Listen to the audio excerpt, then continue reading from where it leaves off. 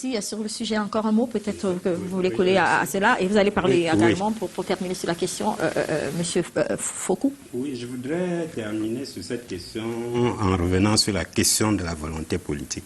Et pour moi, elle est centrale. Je vais dire en quoi. Pour deux raisons. Je commencerai par des exemples. Lorsque vous prenez la Russie en 2000, au moment où Poutine arrive, la Russie est un pays pratiquement en faillite.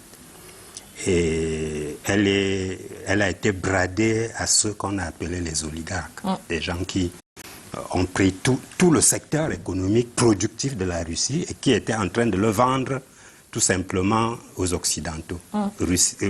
Poutine a récupéré ce pays-là et aujourd'hui la Russie est revenue à un rang honorable dans le classement des pays de l'OCDE. Donc c'est important, la volonté politique, en termes de fixer des objectifs, comme le prof l'a dit, mais surtout de les faire respecter. Parce qu'en fait, on peut fixer des objectifs chaque année. Et puis, l'année d'après, on constate qu'aucun n'a été atteint et on continue.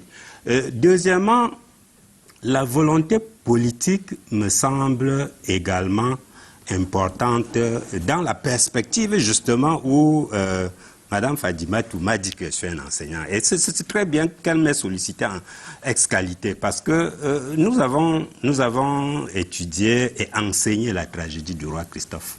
La tragédie du roi Christophe faisait exactement la différence entre le nord et le sud. Et le roi Christophe, lorsqu'il s'adresse à son peuple, il dit je demande tout aux hommes, mais pas assez aux noirs. Ça veut dire quoi? Ça veut dire que s'il y a un pourcentage de rigueur dans la gouvernance, la gestion en Occident, nous devons multiplier ce pourcentage 2 ou par 3. Parce qu'eux, ils ont déjà pratiquement réalisé tout et nous, on n'a encore réalisé pas grand-chose. Et donc, lorsque Moody's, Standard & Poor's nous note, si la note ne nous plaît pas et que nous pensons que c'est une note racialisée, comme nous sommes des nègres, nous sommes dans le sud, écoutez, vous c'est la conjoncture. C'est pas racialisé. Madame, c'est idéologique, c'est stratégique. Allez-y. Madame Nimche, quand moi je vous écoute, je ne parle pas. Non, quand vous dites racialisé, je vais aussi accepter que vous, vous me prêtiez des mots que je n'ai pas évoqués. Quand je parle du Sud, le Sud n'est pas considéré seulement des Noirs. On dit qu'on ne peut pas être dans la maison et se voir passer dans la rue.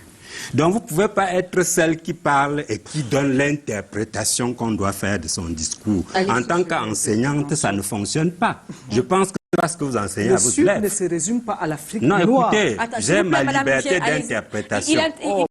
Il a la parole. Elle ne vous arrange pas, ce n'est pas un problème. Allez-y, monsieur Foucault. Ce que je veux dire, c'est qu'en fait, nous sommes totalement sortis de notre contexte par le désordre budgétaire, le désordre de la gouvernance que nous faisons. Parce qu'en fait, ce désordre-là nous pénalise à plus d'un titre. Nous avons déjà un handicap très important à surmonter et nous aggravons ce handicap par le désordre et l'absence de rigueur dans tout ce que nous faisons. Et moi, je pense que ça, c'est très important. Dernière, on passera à l'autre sujet. Une minute. Non, Madame Michel, c'est bon. On parlera d'autres sujets qui est tout aussi important.